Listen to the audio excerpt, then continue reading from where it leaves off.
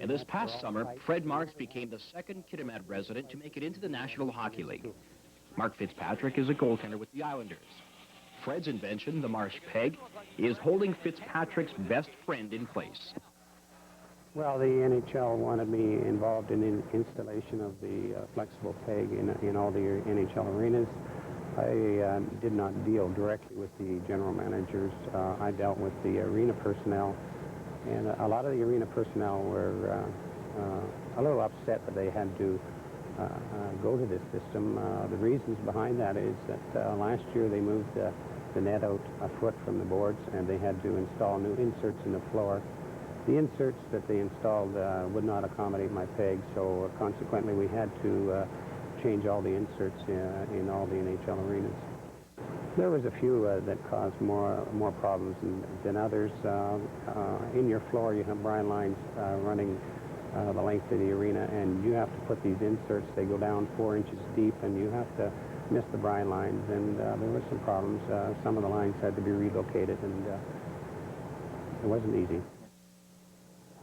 Marsh has spent more than 40 years involved with the sport he loves. He was a referee in the Western Hockey League for 5 years and spent some time officiating in the Saskatchewan Senior Hockey League. The Marsh Peg was first used in the WHL back in 1988. Then Saskatchewan Place in Saskatoon used them the following year in the Memorial Cup. Well, they worked so well that after the 1989 Memorial Cup, the Western Hockey League adopted a rule that the teams must switch to my system, and half of them are there now, and I expect the other half will be coming next year. The following year, the Marsh Pegs were holding down the nets behind the world's best junior goalies during the World Junior Championships. I didn't keep stats on the Memorial Cup, but I was back in this year for the World Junior, and in 13 games, the nets were off a total of 7 times. Now, the National Hockey League had to do something about their problems with the magnets. The cry for help was heard far and wide. The Marsh Pegs came into the forefront with their performance in the Canada Cup.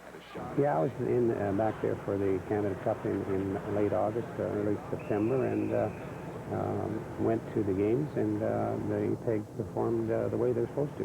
The nets were off for, I believe it was an average of less than 2 times per game. The Marsh Pegs in the Western League, and now the NHL. What about future expansion? Well, I have started installing them. The International Hockey League, I have 6 locations that are going to be using them this year.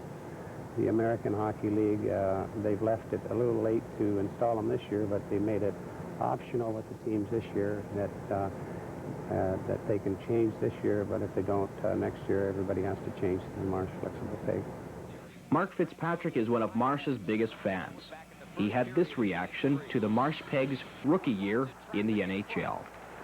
Well, certainly better for the goaltenders, you know. I think every goalie in the NHL was pretty happy when they heard about that they're going to change to Fred Marsh's pegs. These magnets that they had, it was getting to a point where it just seemed like every player that would cut off the wing, or they just kept their head down, they just ran right through the goalie and right through the net, because they knew nothing was going to happen to them, but, you know, the net was going to come off, and chances are that they weren't going to get injured, but I'm sure the players are going to think twice right now before they start charging to the net and start banging into the goalies. But not all goaltenders share Mark's feelings. Take, for instance, Andy Moog and his play in Game 7 of the Adams final last year. And when Rangers goalie Greg Millen was asked about the Marsh Pegs, he was quoted as saying, "There's got to be a way to get it off. I'll find it." And while Fred Marsh is well known in the arenas around North America for his pegs, he has also redesigned the nets. Well, when I did the peg, I also looked at the hockey net and realized at that time that there was a lot of injuries behind the net. So I decreased the size bottom portion of the net to get the extra room behind the net. This was also in 1985. And also cut down the side portions that give more room also on the sides. This was, to me, the way to go. Later last year, the NHL moved their nets ahead a foot to accomplish the same thing. It's on the bottom of the net on the base portion going around. You have the normal nets just have pipe, which you only have maybe 1/8 of an inch in contact with your ice all the way around.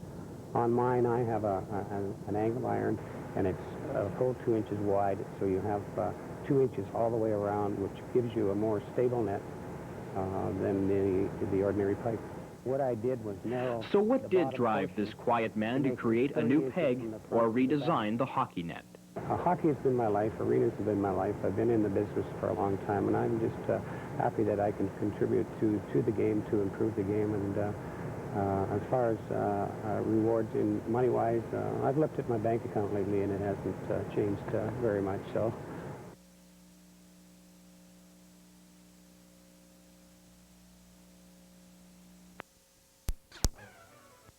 Examine a problem in the National Hockey League and suggest solutions. Other times we examine the problem and show you what the solutions have been over the course of time. And my partner has ranted and raved on a number of subjects in recent months, as you probably know. And one of those prompted our little devotion of 2.5, 3 minutes tonight. I wish I had about $1 for every time over the last couple of years I screamed, something has to be done about this. It's slowing the game down. There's a real problem. I was talking about the devices that anchor the nets. The nets popped off all the time. Well, now we have the Marsh Peg. This is what anchors the nets. And before we get into specifics about the Marsh Peg, why don't we take a little walk through the evolution of the past anchors that the NHL has had. Well, the old Art Ross nets were secured by screwing down this enormous piece of iron that's about 5 pounds in terms of actual weight.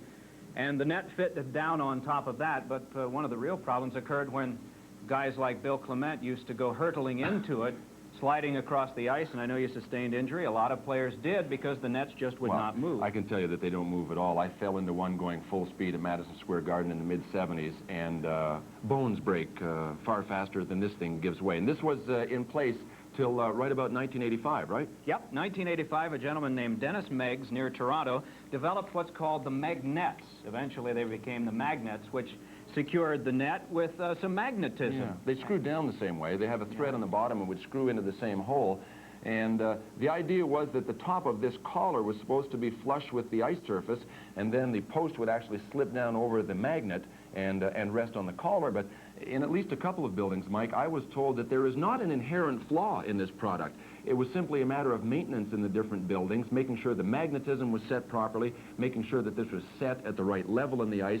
And when that slipped, the NHL started to have problems with these. Yeah, and all of us started raving about how many times the net were displaced.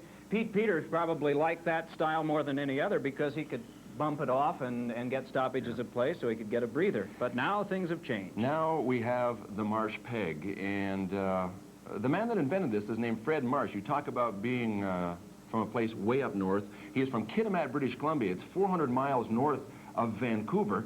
He won't tell anybody what this was made of, but it's interesting. The first one was poured because it starts as a liquid, and it was poured into the mold in 1985 when he first saw the Meggs magnet because he felt that he could improve on that right away. This whole story is one of entrepreneurial perseverance because it's taken him 6 years to finally get everybody's attention and get this into the National Hockey League. The real strength of this type is what? Well, it's sturdy enough to withhold a pretty good hit. It has a rubberized quality to it, but it will bend, so it can withstand a pretty good hit without the net coming off. But on big impact, when somebody's bones are in danger and their health and safety are in danger, it will actually slip right out of the hole in the ice, and the net will pop off. I'm just curious, what do those cost? A set of 4 costs $240, so they're $60 a piece. A little bit of an examination back through the history, and a gentleman by the name of Marsh who developed this one. Yeah, the Marsh Peg. We don't know what it's made of, but we know one thing, at least we do. It's a drastic improvement over what was in place before. So, thank you, Fred Marsh. NHL governors put the final touches to their meetings in Buffalo by endorsing a number of rule changes and other adjustments to the NHL operation. For one, the league will use video replays, and unless there's uniformity in every building in terms of camera angles and replay equipment, well, this could be a real nightmare. The video replay will be used basically to determine if there's doubt, if the puck crossed the goal line, if the puck was kicked or thrown into the net, or if the puck was directed off an official. And following the NBA pattern, the NHL will use game clocks that will count in tenths of seconds in the final minute of every period.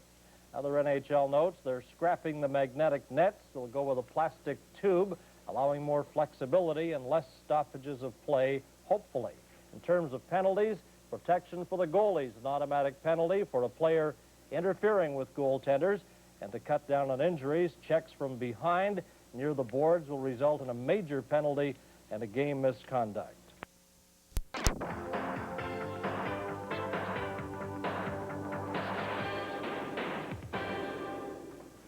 It's been in the works for 7 years, but the National Hockey League has finally made the change. Today in Buffalo, New York, the Board of Governors approved the use of instant replay. Officials will now be able to use it on disputed goals to figure out if the puck crossed over the goal line, whether it was hit in with a hand or a foot, or if it went in before the end of a period. League President John Ziegler said that it's not going to eliminate all the controversies, but it will help officials through a few difficult situations. And the Board of Governors also said yes to new plastic pegs to hold the net in place. The new pegs that snap on impact should be an improvement on the old magnets that released too often and slowed the games down. The theory behind the magnetic system was extremely good. We've had it now for probably about 7 years. The problem is one of maintenance, and the problem is that our style of our game has changed to the point where players do not fear running the net. This new system still has a safety feature in it, in that it's a flexible peg. It's one that has been tested for several years, and the reports are very sound. Well, there are reports that say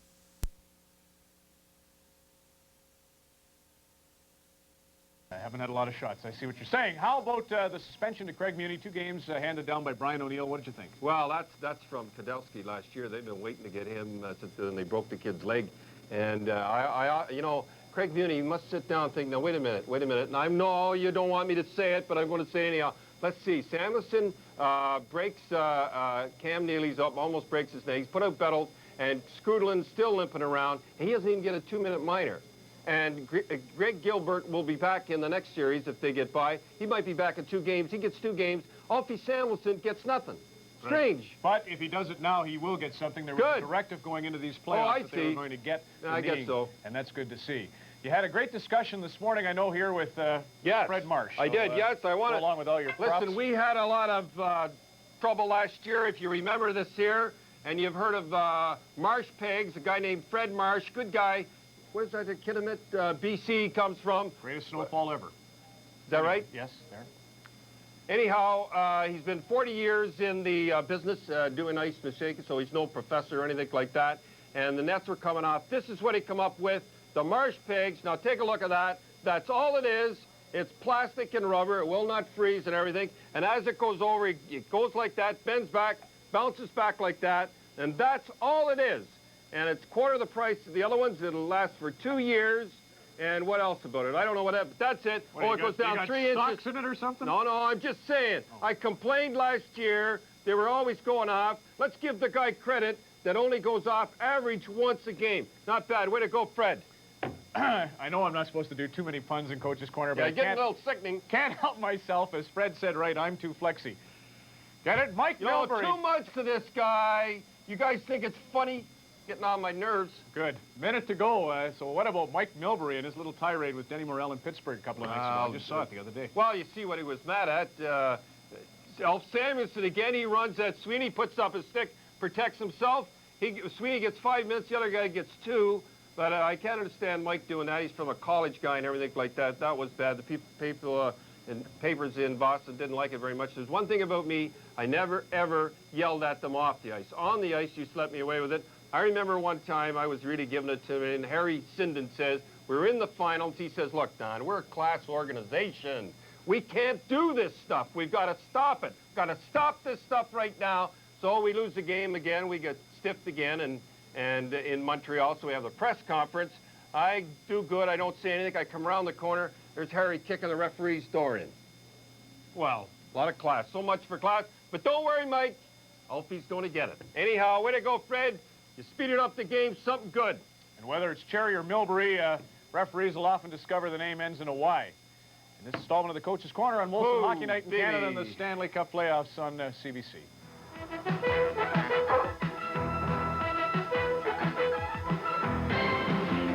Welcome back to Northlands Coliseum in Edmonton. 5-0 the Hawks lead, and they are almost certain headed to the Stanley Cup final against either Pittsburgh or Boston. Don Cherry in Coach's Corner talked about the Marsh Pegs. There's the inventor of the Marsh Pegs, Fred Marsh, from Kitimat, British Columbia, who has been a spectator at the 2 Campbell Conference games here at Northlands Coliseum. He's also invented a new net that he's trying to sell to leagues like the National League, saying the puck won't come out of his net. The puck hasn't been going in.